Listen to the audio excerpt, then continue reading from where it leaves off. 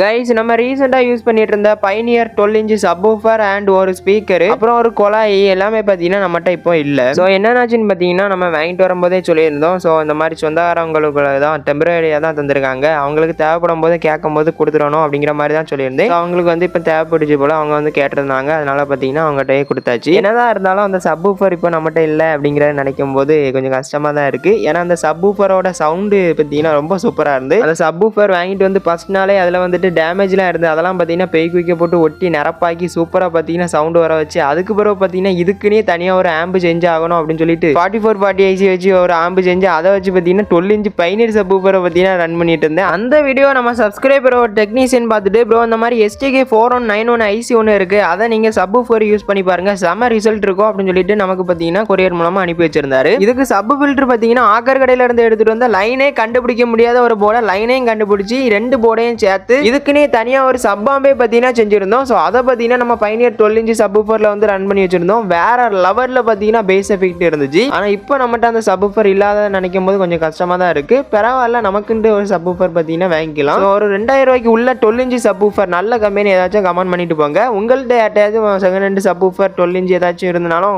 கொஞ்சம் இன்ஸ்டாகிராமில் மெசேஜ் பண்ணுங்க. நானும் உங்கள்கிட்ட பர்ச்சேஸ் பண்ணிக்கிறேன். நெக்ஸ்ட் ஒரு இன்ட்ரெஸ்டான வீடியோ சந்திக்கலாம். Bye guys.